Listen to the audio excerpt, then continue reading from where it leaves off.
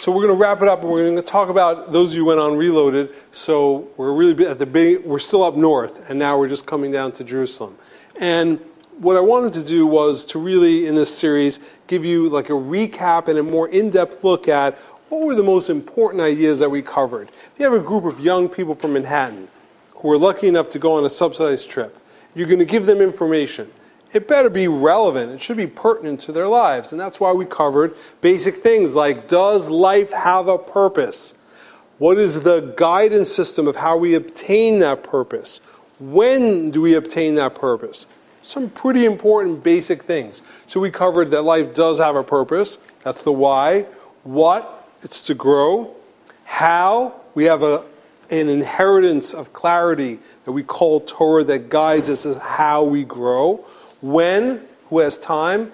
1/7 of our life. Shabbat, that's when we grow. And now we're going to finally cover the concept of where. And where means this land of Israel. So we're going to look at the land on the Reloaded trip coming down south to Jerusalem. We spoke the Haas Promenade, what's up with Jerusalem. I'm just going to give you a more in-depth look, ask some questions, and leave you home with something really good. So the question is, what is the big deal? Jerusalem, where a Jew prays, he prays towards Jerusalem when you get married, and people think that the actual wedding ceremony, you're only officially married when you break the glass, as if somehow breaking a glass is a form of getting married. It's not. But the ring is the marriage ceremony. We break a glass to remember Jerusalem, that we're not fully happy until Jerusalem is rebuilt. Why? Why the obsession about the land? Especially because the last time we fully occupied it was 2,000 years ago. Is this a sentimental connection of like, yeah, you remember that? Oh, remember that campgrounds are so beautiful, the scenery, I love it. Like, we're going to one day retake that camp. I can't believe they sold it. We're going to go there. We're going to retake the camp. We're going to have the lake. What is the obsession? And to add on to the question, is that we live life without it, meaning you could be a full Jew, not live in the land of Israel. So what is our connection? And it's not like there's something specifically right now missing in our lives. I have the why, I have a purpose in my life. It is to grow. I have a guidance system. I have a time that I grow. I'm fine. I don't have Israel. I'm not living there now. I'm fine. So why are we obsessed about something that seems so extracurricular? And third question is that why is this promise to Abraham right in the beginning? The very first thing, you look at the Bible, God speaks to Abraham, leave your house and go to this land that I will show you, this land of Israel. And then promises, huge risk. This will be yours and it'll be an eternal covenant. It'll be yours forever. Very risky thing. I wouldn't have said that. Maybe nations come and go, rise and fall. I don't know any Edomites now. People come and go. Why would God right in the beginning promise us? So what is this concept of land? Why would we be obsessed about the realm of land? So here is the overview of the concept, very simply, and that is that there's a thing called space, a place, a space that you occupy.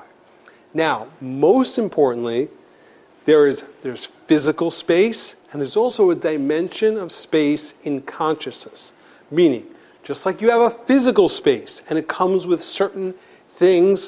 If I envision myself in camp, I could taste the water, I could hear the wind going, rustling the trees, I could hear my feet walking on the gravel. I think about a space, it's a physical space, but it evokes in me a consciousness. And there's a space inside of me. I have a person inside of me. The true me, the true you, exists within you. Who you really are as a soul is not apparent to people. I cannot read your profile on JDate and be like, yep, I know you. I completely know you. I see your Facebook picture. It's got like half your face. And it's got some weird quotes, if I even go so far as to read the about you. And you like a lot of bands, so I pretty much know everything about you at this point. No, because the who you are is something that's deep inside. We call that, in Judaism, the lave. The word lave doesn't just mean your heart that pumps blood. Lave is Just like physically, the lave, the heart, is what pushes out blood and gives life to your whole body, so too your lave is the space of your innerness where you exist, where you are truly you. That inner person, that lave, our goal is, and when we want to grow and connect, we want to connect from that place of that innerness. You have a heart, and it's protected by a rib cage. You protect your internal organs. So too, we protect our internal self. We are not out in the open. Hi, how are you? Well, let me tell you my whole day. I woke up. I was a little tired. I got some rest. Like, no, that's too much information. Like, I don't need to know you right now. Just say, hi, how you doing? How you doing? Let's leave it at that. Because we have an outer shell that we survive with. But in the innerness, within where we exist, that's what's called our lave. So we believe that just like I have a space within me that is where I exist, the real me, my heart, so there's a physical space that exists in the universe that enables me to connect easier to that inner space. I want to say that again. We believe that there's a physical place on earth that enables us to connect to that inner space, and that's called the land of Israel. So, there's a physical space that enables connection. I had very bad 3G service in the Rockaway area and could barely get a text out, let alone an email. And so if you would like to see me 12:30 at night for the past 6 nights, it was me sending a text and waving it around my house, hoping that somehow those texts could come into my smartphone and it could get out of my phone. And I found one little place in the corner that if I just went there, I would be able to connect there. Otherwise, I didn't have a connection. So I had the smartphone, I sent the text, it came back with that very harsh red exclamation point, failure, message failure. Just leave me alone, okay? It didn't go through. Failure is a harsh word. I'm sensitive. But like, okay, I've got multiple message failures. I'm feeling bad. I have something inside I want to connect, but I need a place where I could connect. So too, all of us need a place. Now, anyone who's been to Israel reports back that they feel something. Now, that is not a feeling manipulated by the Israeli government that they put something in everybody's food, that you feel all woozy, you get this like, ooh, yummy, warm feeling inside of you. It's something in the food. We're lacing it with yumminess. No, you have a certain feeling. Now, and everyone, I've gone on many Reloaded trips, people report back. Now, of course, as we start to disintegrate in our consciousness via smartphone addiction and people are not there, yes, I have over the past 5 years witnessed people on a bus not be on the bus because you have the ability to be in Israel and yet be in your little weird Facebook world. So you're there, but you're not here. You're not in the place. You're not present in that thing. But let's say people are. They feel something. What is that? What do you feel? You feel a connectivity. You go to a wall, you dance, you feel something. Come on. Old wall, stone. I don't get it. If I would recreate that, you'd feel that? I don't think so. For some reason, there is a connectivity.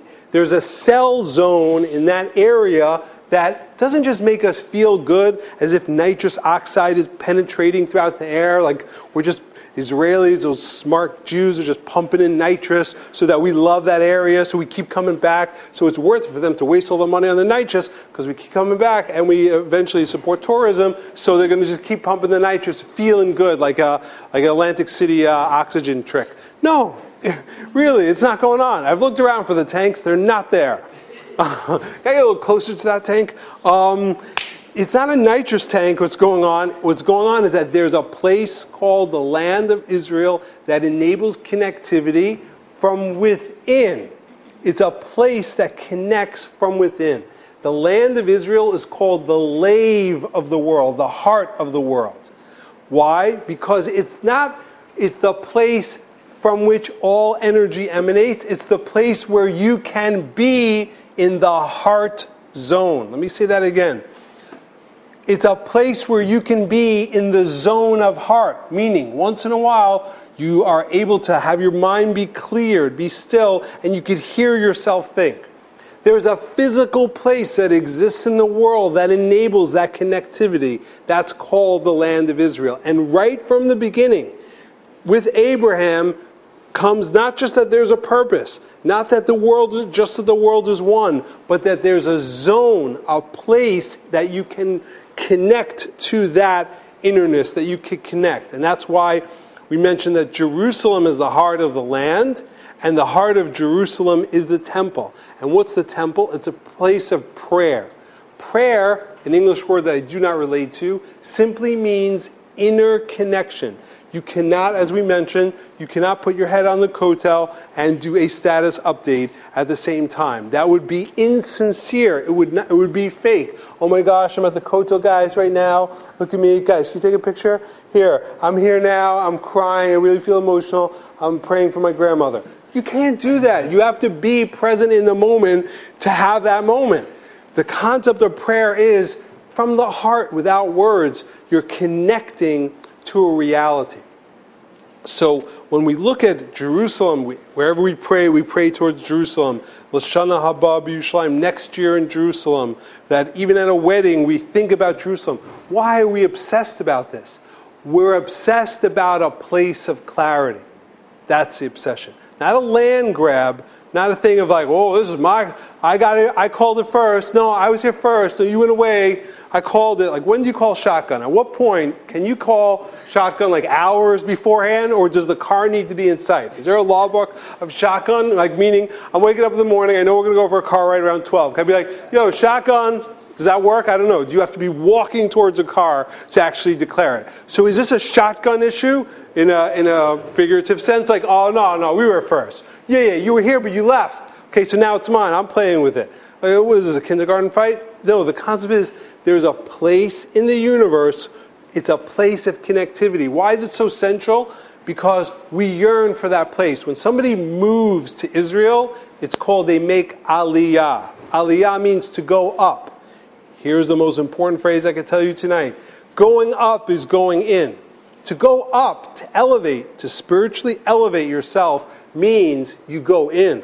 When someone goes to Israel, they're really going in and connecting to the innerness. The ultimate place in the temple is the Holy of Holies. It's an inner sanctum.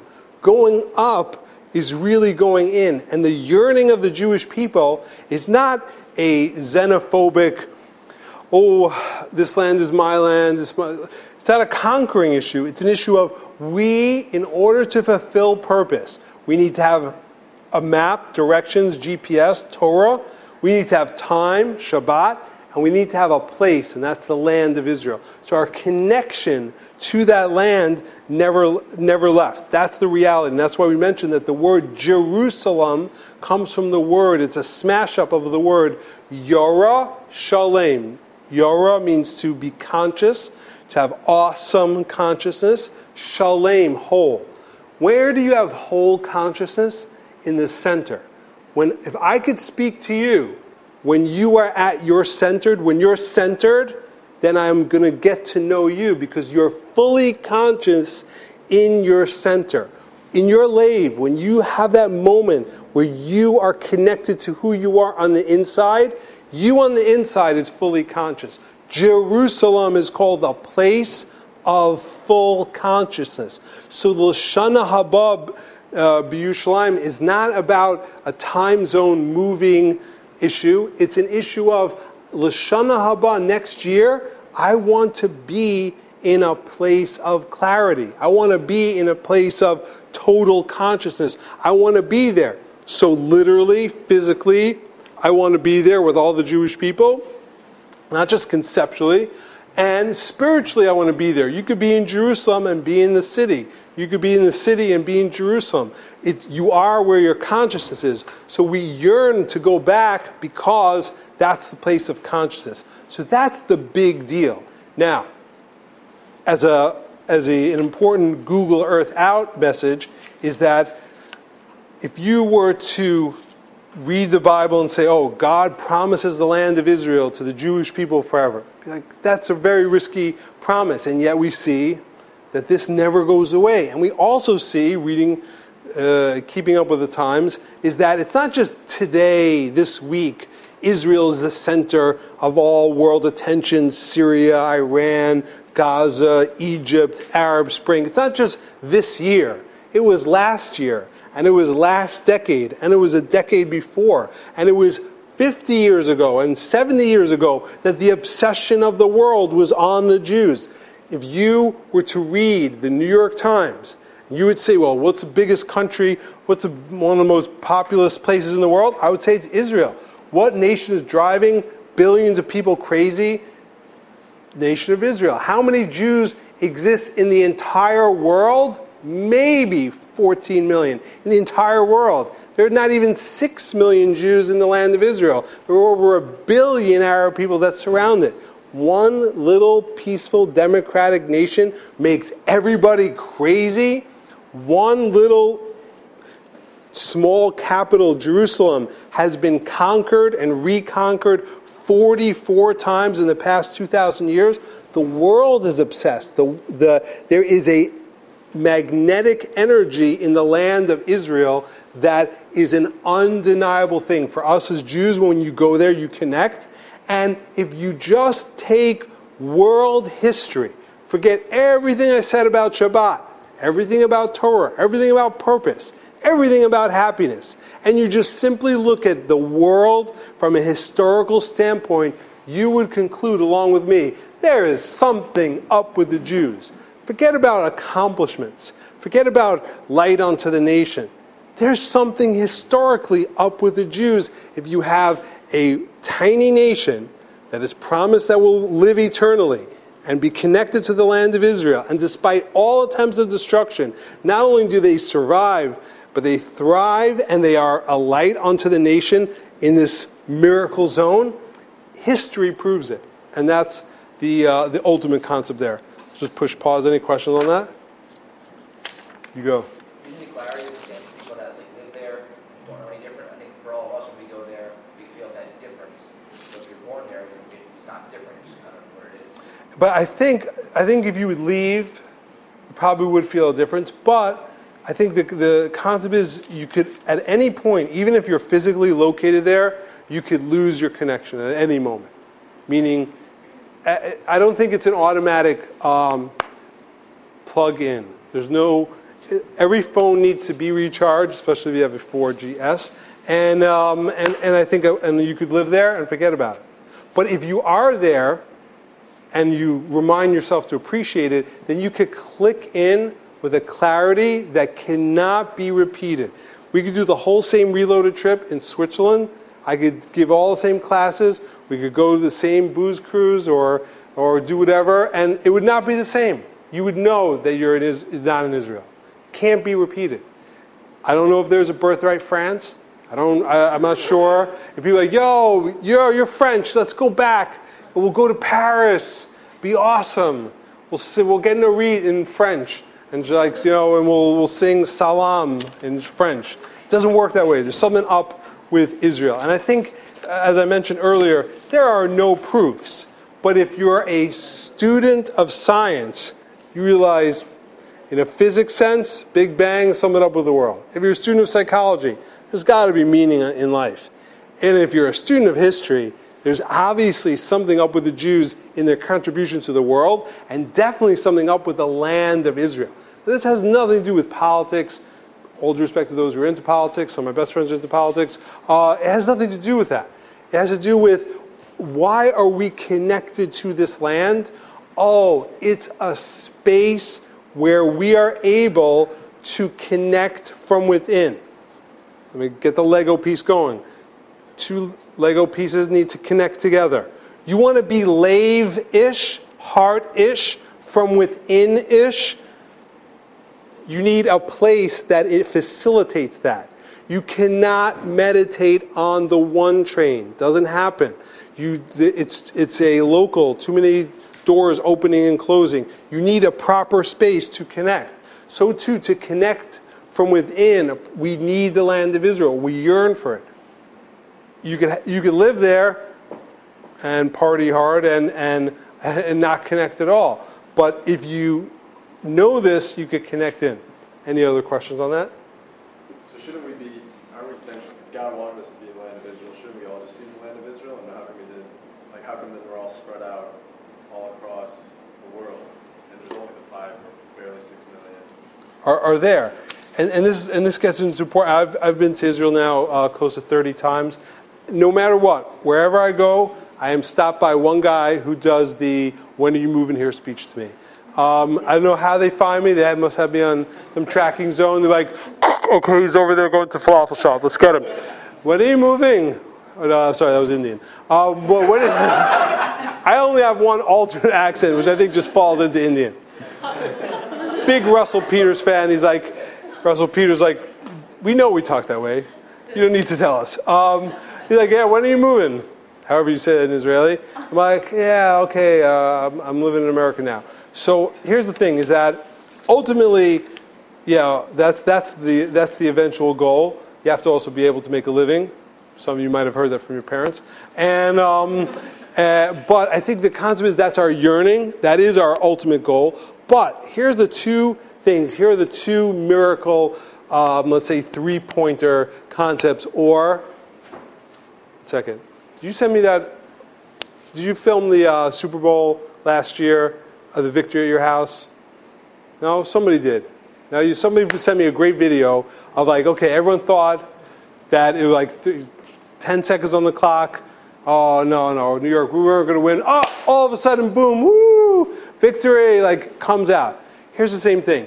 Okay, Jewish people, you are going to be a light on the nations. You're going to be a tiny nation, but you will be a light. Come on, how's a tiny group of people that are 1% of the whole world population, how are they going to be a light unto the world?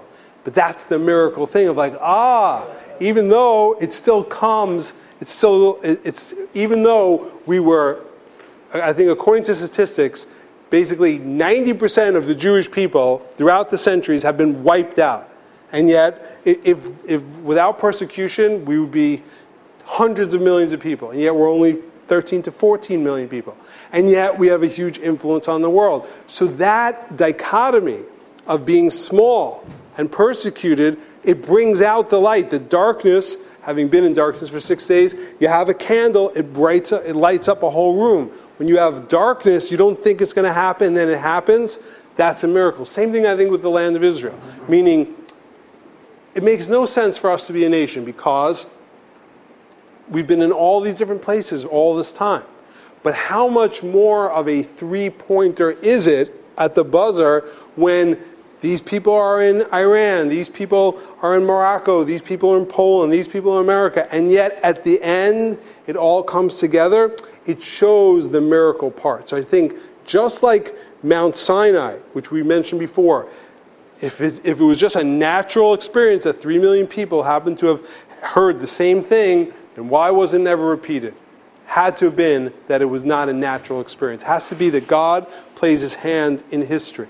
So just like Mount Sinai had to be God plays his hands in history, just like light unto the nation has to be God plays his hand in history, so too the reunification of the Jewish people that we are currently experiencing has to be not a natural reality, but something that God's playing his hand in the history of humanity. So basically, we are part, and I think this ingathering now that we're today part of is the slow rebuilding of that.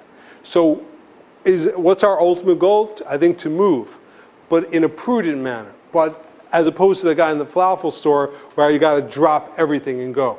Meaning everywhere I go, I'm walking towards Israel. Everything I do, I'm trying to make myself be Israel even if I'm not. Doesn't mean throwing sand in front of myself and constantly being hot and eating falafel and being more impatient than normal and doing this constantly. It has nothing to do with that.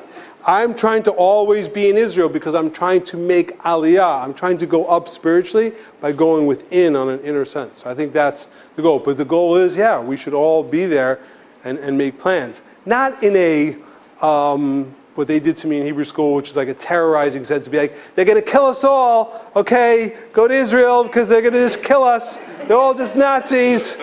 Leave now while you can, okay?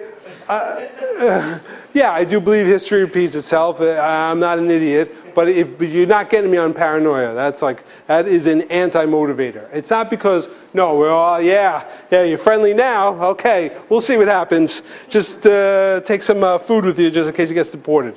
Grandma, I understand what you went through, but I can't relate to that right now. But I think it means, no, that's our home because that's our zone. Never, and like let's say Birthright is a great, never have more Jews been to Israel than ever before in the past 2,000 years since we lived there. It's a miracle what we lived through.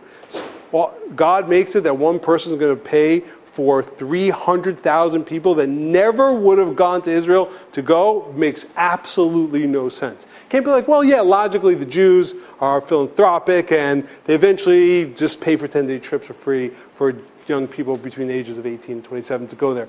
There's no logic to it, but the fact that we've all gotten to experience it means that we're now together talking from a context that we would never have had before. So, for sure, if I never went on a trip with you, I think you'd walk the other way. If I say, hey, how you doing? Be like, okay, I'm just holding on to my keys. When I go to apartment buildings, like it's very bugged out when like I'm going to the 6th floor and then like I get in, like the person pressed 6, and I'm just like, that's fine. They're like, oh my gosh, this guy's following me. Then like I get out of the elevator, they're walking this way, and they're like getting their keys fast. I'm like, that's my friend's apartment. I'm not following you. What should I do? Press the 6th floor just to like I am going to the 6th floor. I'm not actually going to kill you.